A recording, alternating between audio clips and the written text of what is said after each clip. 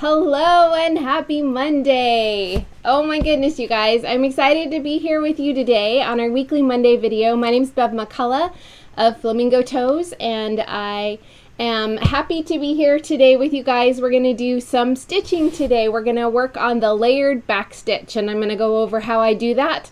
And I think you guys are going to love this stitch. It's perfect for lettering and filling areas that have curves that you don't want satin stitching on. It's a really versatile stitch, and it's a really easy stitch to do. So we're going to do that in a little bit, and I have some fun examples for you guys to show you. But before we do that, I want to see who's here, how you guys are doing on this gorgeous Monday. It's so beautiful here today in Tennessee. I think we're in the I'm not even sure we're at 70 yet today. I think we're in the upper 60s. I'm not entirely sure, but it's a little overcast and it's gorgeous outside. I'm down with it. It's like we hit summer and now we have this little break of, oh, here's a little bit of spring left for you until we hit you with a significant amount of more summer. So all right, let's see who's here. Melinda's here over on Facebook, and Allison's here. Michelle's here from cloudy, rainy England. Oh, hi, Michelle. That's awesome. And I have YouTube comments today. Thank goodness for that. Anna dived right in, and I was able to see that we have that working again. So very thankful that last week we had, I had to look on my phone for YouTube comments, and that was not ideal. So Anna's here, Katarina's here from Germany, and Teresa's here from Oklahoma. It's so rainy. I'm so glad you're excited about the stitch, Teresa. And Ratchet Up Your Art, what a great screen name, is here. Hello. And Leslie's here. Warm, sunny weekend in Seattle. That sounds nice. Those are pretty rare, aren't they? I don't know. Is it worse this time of year? I mean, I know it's rainy all the time, or a lot of the time, but is late spring worse for you guys? Darlene's here, and Janice from Nova Scotia. Hey, Janice. Super excited you're here. And Shyla's here from Indiana. Nice. We've got a fun group today. I'm super excited. Oh, this is going to be so fun, you guys. And we have fun things to talk about. We are at the end. We finished up our sew-along a couple weeks ago, our current sew-along that was the Walk in the Woods sew-along, and we're getting ready to start our next sew-along, which will be our summer project. I'm going to show you guys that. It's called the Wildflower Fields Quilt. It's starting June 6th, so in 2 weeks we're going to dive into this quilt. And I have the quilt pattern linked in the video description today, so you can check out the pattern and what you would need to purchase. You can sew along. This is shown in my Enchanted Meadow fabrics, but you can definitely dive in and sew along with any fabrics that you would like. So we are super excited about starting our next sew along in 2 weeks. I will not have a video next week. I'm going to take Memorial Day off. We're going to be in Boston visiting my son and brand new daughter-in-law, so we're super excited never been to Boston before, so they're going to show us around. I think we're going to eat clam chowder. I have strong feelings about how I feel like I love clam chowder. I feel like Boston clam chowder should be the best, right? I feel like it should. I have strong expectations, and I'm worried that they will be dashed. But anyway, it's going to be a really fun weekend, and so no video next Monday, and you guys can enjoy the day with your families and have some hamburgers, and then we'll be back the week after for our kickoff. We're not going to actually start sewing that week, so you still have a couple weeks to get your fabrics in. There's plenty of time, and we'll in 2 weeks we'll talk about fabrics and the pattern, a little bit of how we're going to run the sew along, and have giveaways because that's what we do here. So it's going to be really fun.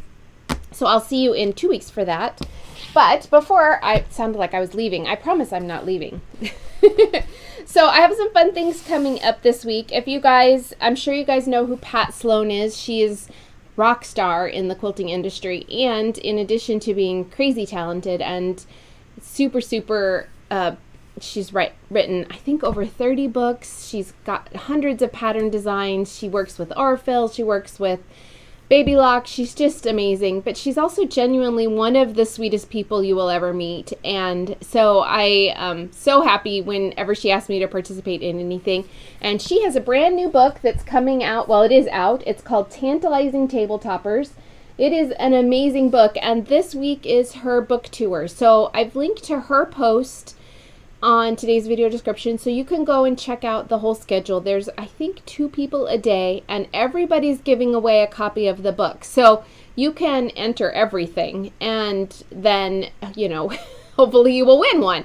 So it's a really great book. You guys love small projects like I do. So these are all either mini quilt or runner size. I mean, they're perfect for tables, but they're just beautiful. Like, you can see the covers, the projects on the cover there. And then here's a few more on the back. I am sewing along, and I'm going to show you which quilt. Oh my gosh, I love this. Look at this, you guys. I'm going to fold the book cover. Isn't that amazing? That star. I sewed a project out of this book, which I loved, and I'm showing it on the blog tomorrow. So I'm not going to show you my project yet, because you have to wait until tomorrow. Ooh, I love that too. I'm just going to look through this book and not show any of it to you guys. Look at that one. Let's see if you can see. How pretty is that? I think I need that one too. Trying to get to the one that I made. Here we go. This is the one that I made. I mean, I didn't make this version. Obviously, this is Pat's version. But it's these big flower blocks. So I made my own version of that. And I am showing it on the blog tomorrow, and I'm going to have a giveaway on the blog as well. So if you're over on YouTube, my blog is linked at the bottom. Well, it's both places. It's linked at the bottom, so you can visit me tomorrow and check it out. See my version. I made it up in Enchanted Meadow because that's my current collection. So you guys know I'm sewing a ton with that. And I can't wait for you guys to see it. It's so pretty, and I'm going to use it in our new house. I haven't decided where. If I will put it on a dresser, because I do love a table topper runner for, you know, the top of a dresser. It just keeps the wood from getting scratched, and it adds some color. Or if I'm actually going to use it on my table. But I am definitely going to use it. So I'm looking forward to that. Anna says she loved Boston clam chowder when she visited the area. Good to know, Anna. Katerina, it is a beautiful book. And Teresa said she saw several she liked when she saw it online. She is a great designer, Pat Sloan is. Yes, she definitely is. Oh, hey, Rhonda, welcome. Oh, Carrie says East Coast Nova Scotian chowder is the best. She thinks she's from Nova Scotia. Okay, Carrie, now you've challenged it, and that's awesome. I can't wait to get there someday and see it. Hey, Carrie. Okay. So last week, so look for that tomorrow. Last week, what am I doing? Last week was the last block in the Riley Blake Designs Block Challenge release, and it was this quilt block called A Single Blossom. It's by Jerry Robinson of Planted Seed Designs, and it's amazing, you guys. Here, check that out. Isn't that the most beautiful block? It's simple, but stunning, right? I love it so much. You can see I have another block behind it here. So this is the 16th block for the block challenge. It's the last new pattern that they're releasing, and they're releasing the layout tomorrow. I don't have my quilt done. I was really hoping to have it all done to show you guys tomorrow, but that isn't happening. So it's going to have to wait a week or so. But they are releasing a layout tomorrow that is 17 blocks, which makes it sound like it's an on-point quilt layout. It is not. I will tell you that. I can't tell you anything else, but I will tell you it's not on point. Which I don't mind quilts that are on point, but I kind of like to know that going in because it helps me decide on my fabric layouts. This is not on point. So I think you guys are going to love it, but it does need 17 blocks. So what you can do is you can make 2 of any of this year's blocks, or you can go check out last year's blocks.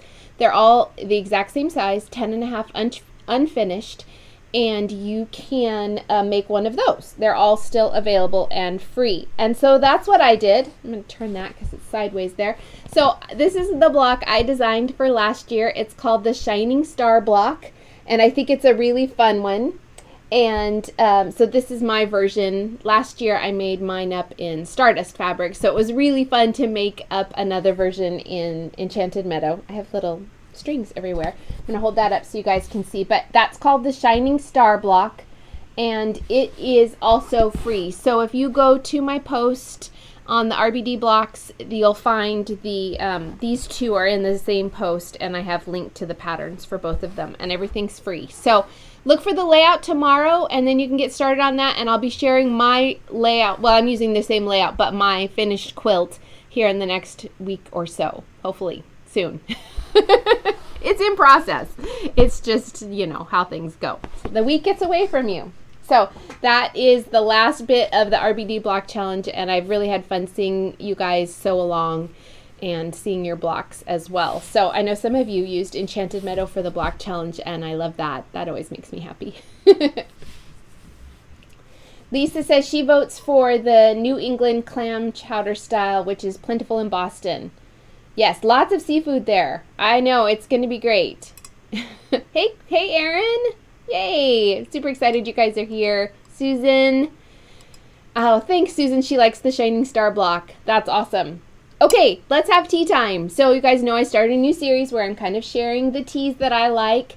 So this is a Harney & Sons tea, and I just realized as I'm talking that the link in today's video description is to the wrong tea. So I apologize for that. After the video, I'll go through and edit it. But this is African Autumn. It's a really good caffeine-free herbal tea, and they sell it in bags, or you can buy it loose. I prefer loose teas. I feel like you can, so like usually I'll have a tea in the morning and I'll use that same tea bag.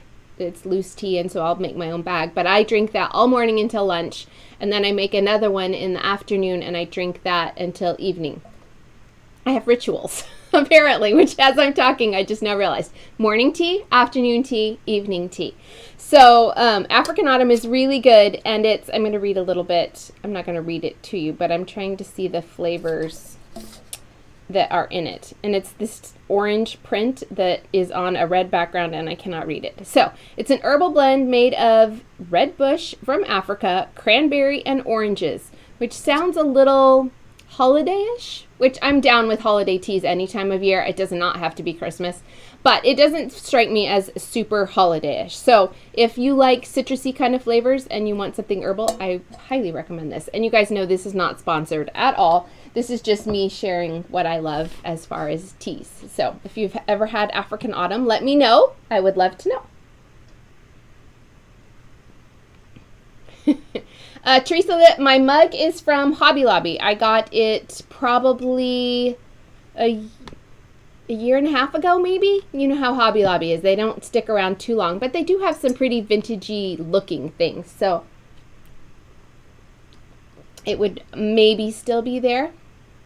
Sharon, I can see your comments. So yep, we can see you. Okay, so let's talk. Should we do giveaways first? Usually I do those at the end, but we might as well.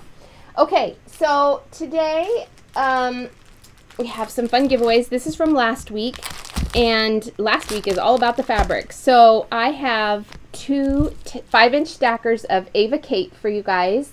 This is Karina Gardner's, I don't know if it's her current, but it's one of her most recent ones. I think you can still find Ava Kate fabric if you want to pick up fabric for a border or something like that. But it's a gorgeous collection of kind of corals, blues, blacks. She does prints with black in them so well. I don't ever do that. And I think it's because I just don't sew with black very often unless it's someone else's collection, but I love it. It's so stunning and very striking. So this is 2 5-inch stackers, and then I also have 3 5-inch stackers of Hush Hush, which is Riley Blake's current low volume collection. It's designed by 21 different Riley Blake designers, and so you get 2 5-inch pieces of each, 42 total in each 5-inch stacker. And I don't know if you guys follow Fat Quarter Shop. If you don't, you should, but they released a 5-inch stacker friendly pattern last week that I thought, oh my gosh, this would be so perfect for it. So go look it up at Fat Quarter Shop. They have excuse me, a bunch of free patterns, and I should have looked up before the video what it's called. Maybe somebody remembers. It's something like shortcakes or something like that. That feels right. But anyway, look it up because this might be a really fun quilt to make up with that free pattern of theirs. And then I have a little package of Be Cute ribbon from Lori Holt. There are 3 different colors here, cream and blue and pink. And I lost my paper. You guys, it's been a crazy day. I feel a little scattery. But anyway, I drew the winner earlier today. I just can't find the piece of paper, but it's our Allison Mrs. Zoo Mary, who also made these really great earrings. I bought some, she had a shop sale this week, and I made a little purchase, and I have these new beautiful earrings from her shop. So check out Allison's shop if you want some cute jewelry pieces. But anyway, Allison, you're our winner. Make sure, send me an email. I'm pretty sure I have your address, but send me an email to confirm you have not moved, and I will get this in the mail to you this week. So yay, congrats, Allison. That's awesome. And then for this week's giveaway, because we are doing fun stitchy things, Susan, Susan, you said it's charm. It is the same as a charm pack. Riley Blake, we call them 5-inch stackers, but Moda calls them charm packs. So it is a charm pack friendly quilt, if that's what you're talking about, Fat Quarter Shops. Yay, Allison. Okay, so this week's giveaway is Retro Stitchery. This is my current book. It's out right now. I've linked to it in the video description. And this book has all kinds of fun embroidery projects. Some of them are meant to, you know, you can leave them in a frame, or you can leave them in the hoop, or you can do other things with them. Like I have this cute dish towel, I have a zipper bag, different things like that. On the back you can see I have a really cute denim jacket, a pillow, different ways to use embroidery. And we have gone over in my embroidery series, I think, every stitch used in here except for the layered back stitch, which we are going to do today. So there, you can make every project in here if you've watched all my embroidery tutorials. So that's today's giveaway, signed copy of that. I have also for you my current Aurifil, my newest, because they're both still out, but Colorful Vintage is my Aurifil set. There are 10 Aurifil colors of floss in here. So their floss is just like everybody else's in that it's 6 strands. It's really, really good quality, and it's wrapped on wooden spools like this. So it's really handy to keep track of and keep tidy. So I have, and the other cool thing about these is there's 18 yards on these, and a DMC floss gain is 8 yards. So this goes a really long way. So I have a box for you of these. I also have embroidery scissors, because you can't stitch without cute embroidery scissors. I'm gonna hold those up a minute more. These are kind of vintagey looking, and I love that. It's a law. I don't know if you knew that, but if you don't have cute embroidery scissors, your projects just don't work as well. And then I've also started carrying in my shop Lori Holt's embroidery nifty needles. I'm going to cover up my face there so it'll zoom. I really love her needles. They're kind of dip dyed on the eye end, so they have kind of a turquoise end. And that makes it really, really easy to thread. I feel like you can see the end that you're threading, obviously, because of the color, but then the eyes are big enough that you can easily thread them. There's a couple different sizes in here, so you can pick and choose if you want a bigger needle or if you want a more delicate needle. If you're using thin fabrics or something like that, then you can switch and pick whatever needle. And there are 18 needles in this one package, and they're really reasonably priced. So I've also linked to these in my shop if you want to pick any of those up and try them out. So that is today's giveaway, and I will announce the winner in 2 weeks since we don't have a video next week. The giveaways are really easy to enter. All you have to do is leave a comment on the video live or anytime during the week, and you can do that in Facebook or you can do it on YouTube, whichever works for you. And so that is our prize for this week. I'm gonna set that there and hope that it doesn't fall over. So let's talk about layered back stitches. I'm going to switch some things around here and switch my camera so that you can actually see these nice and close up.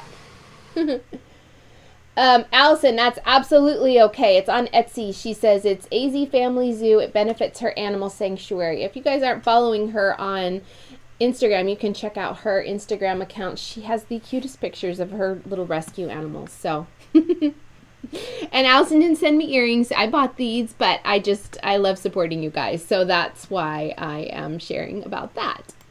Okay, so let's talk about embroidery. There we go. Okay.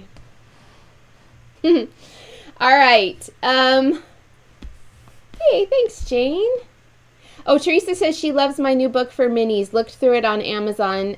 I know it's hard to wait until it comes out, but I have that linked in today's video description as well. You can check that out. There are some projects in there that use this layered back stitch that we're going to do.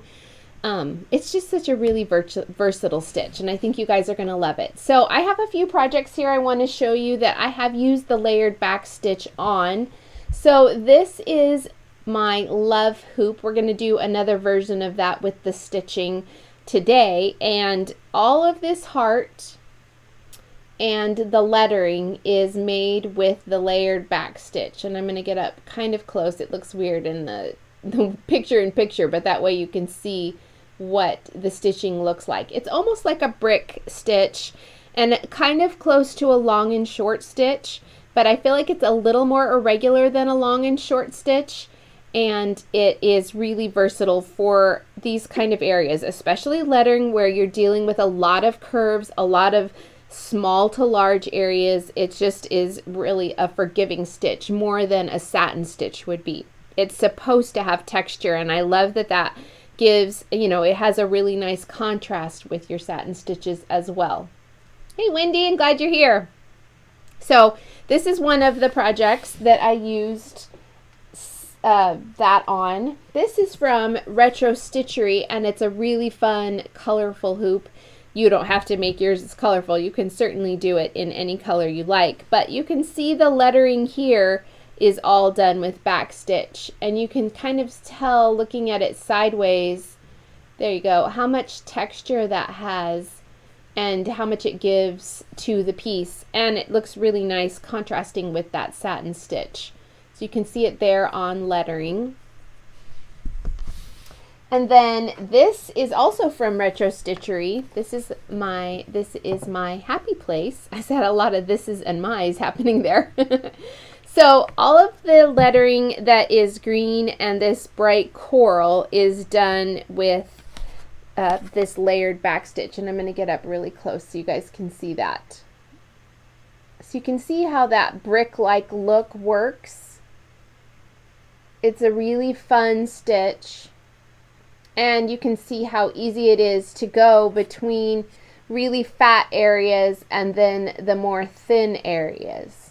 So it's pretty versatile as far as that. Oh, and these little swooshes on the side, parentheses, I don't know what they are, but these are also that layered back stitch, and you can see here too how easy it is. You don't, sometimes with a satin stitch you get a little bit of a funkiness when you're going from wide to narrow areas, and that doesn't happen with this stitch because you can just adjust where your stitches are and you don't have to worry about that.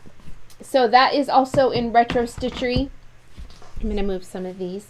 This project is in process.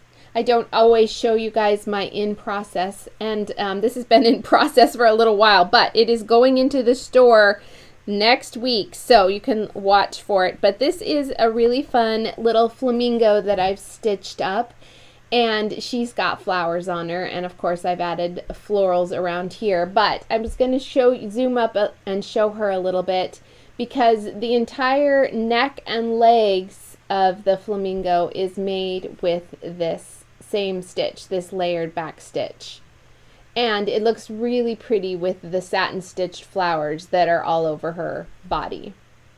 I'm so glad you guys like it. All right, so yeah, this is going in the shop next week, so you can watch for that, but it's going to be a really fun one. And I just kind of wanted to show you another example. It doesn't have to just be lettering. It can be something fun like this little flamingo. So to do a layered back stitch, what we have here is, I have started a new project. This is the same pattern as this love pattern here, And this is actually a pattern that I designed for Riley Blake, and it is on their website. I've linked to it in the video description. I also have several other examples of that I didn't even show you today because they're all in storage in the ready for our new house. But they are there are a bunch of other ones on the blog today, and I've linked to those patterns as well so that you can check them out. The let's see, With You I Am Home, I think, is the one that I show on the screen. And then there's a really cute canning jar one that says You're My Jam. So lots of patterns and options for you guys. So the cool thing is that this is just a back stitch. It's just kind of layered together, hence the name. And the backstitch is one of the first videos that I taught. So if you're on YouTube, you can check the Embroidery Basics playlist. If you are on Facebook, you can check the Facebook group, or you can just go to my blog, and in the blog post today, I have the backstitch page linked, and that video is embedded there so that you can check that out. I have traced this design on a really pretty creamy blossom. It's got almost like honey yellow or tan little blossom flowers on it. And we're just going to start stitching, and I'm going to start up here. This is 3 strands of floss, and I did knot it at the bottom just with a little twist knot. So I'm going to come from back to front, and I'm just going to stitch a little bit of this. And you always start a layered back stitch with an outline. That keeps your stitches nice and even, and it keeps everything in the place where it's supposed to go.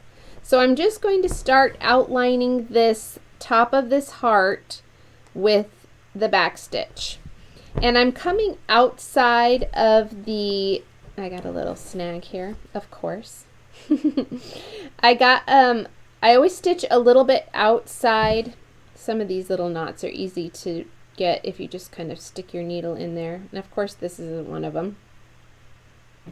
If you stitch just outside your tracing lines, that will make sure that you don't have any tracing lines that show. So it's almost like doing a scant seam allowance, but it's on the outside of your marked line. So I'm just back stitching here,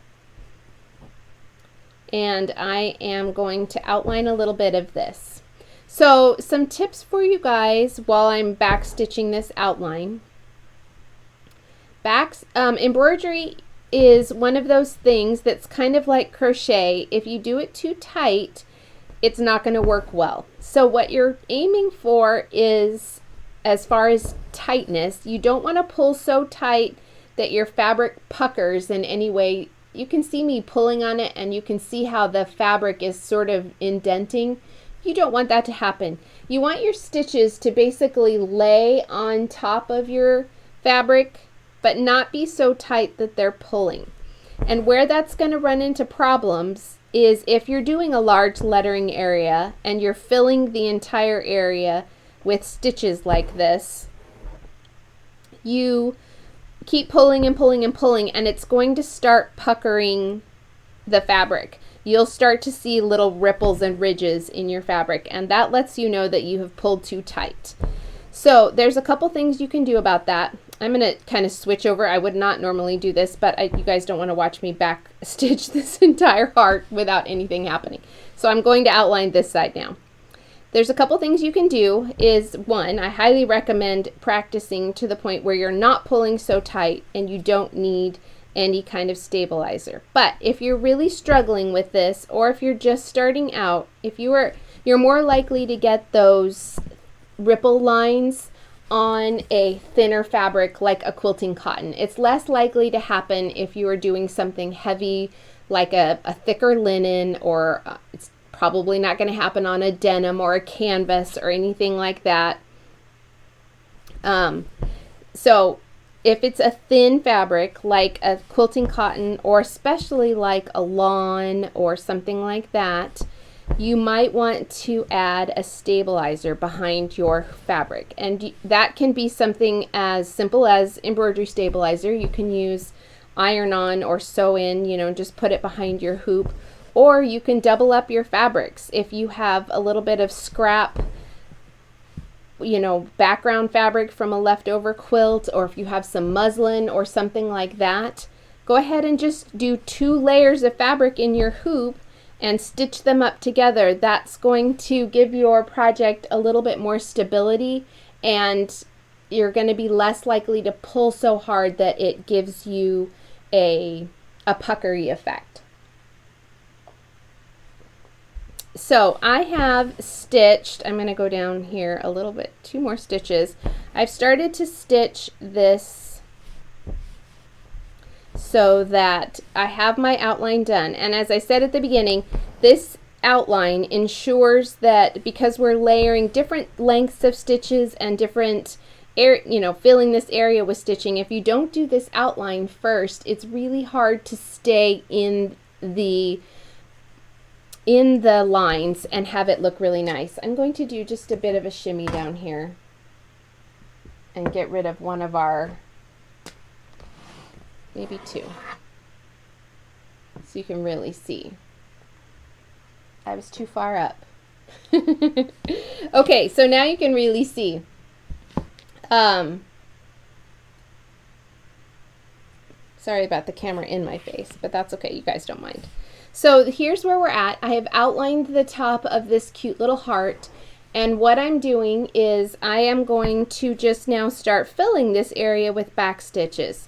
So I have a stitch here and a stitch here, and I'm going to kind of come up in between those 2 stitches. So here's the break between stitches. I've come up just below it, so my stitch is a little bit longer, and I'm doing a back stitch.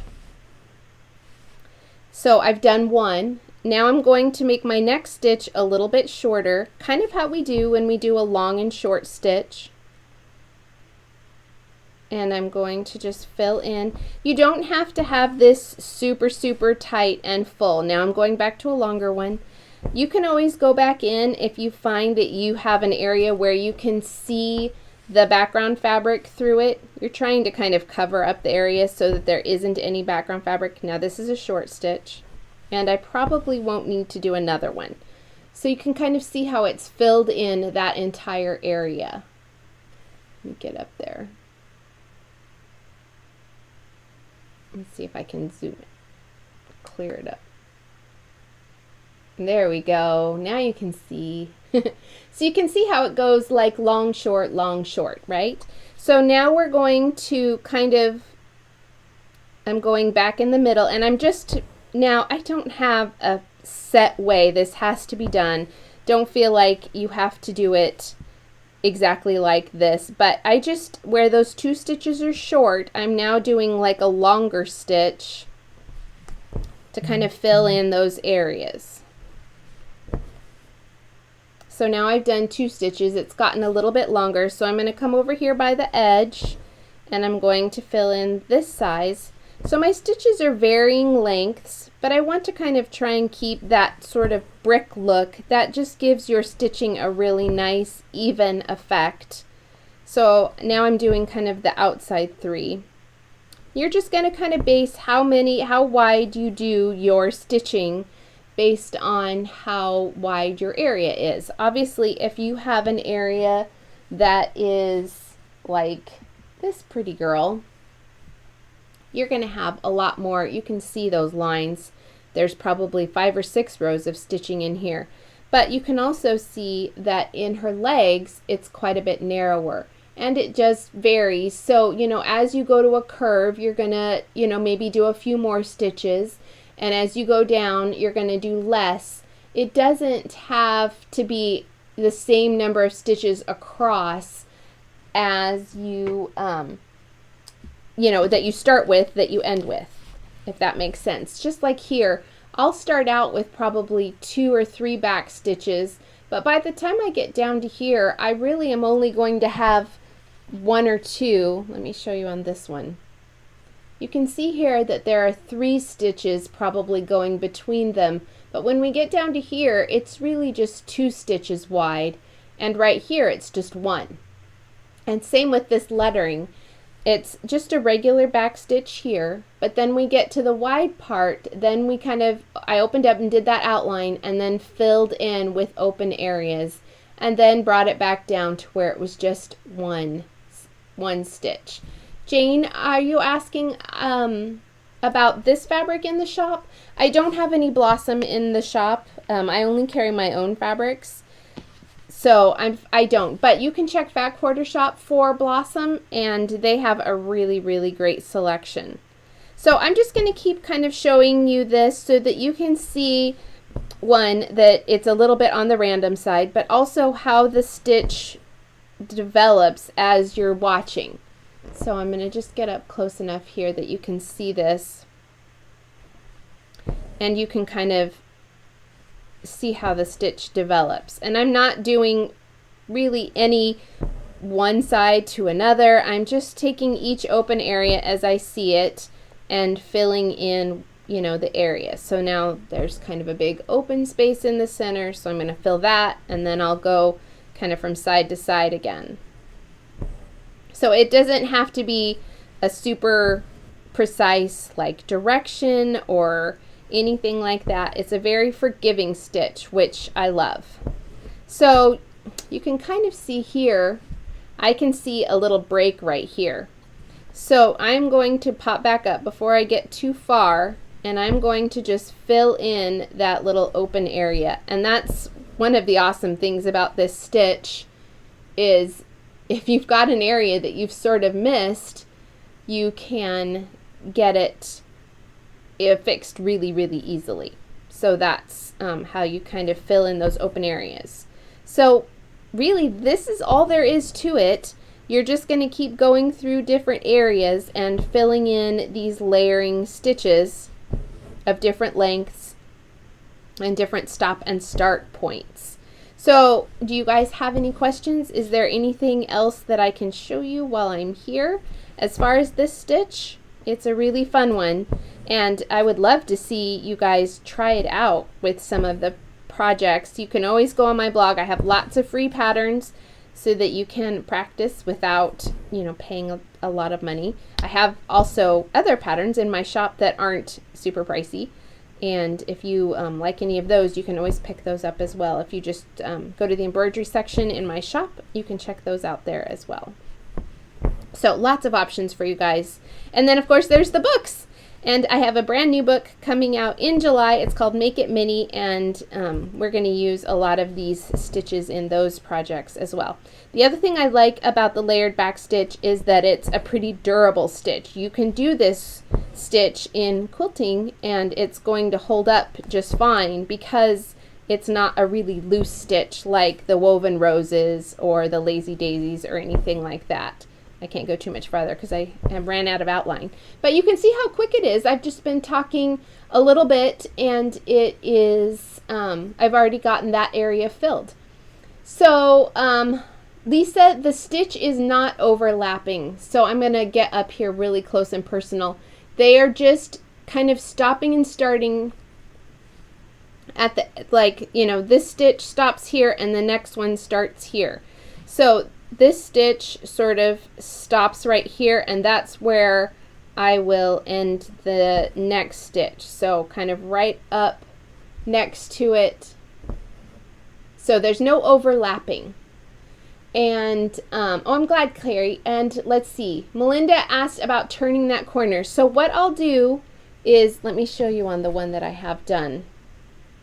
I've kind of overlapped a little bit. So I've brought them down to that V point, about to the middle point, and then I switch directions.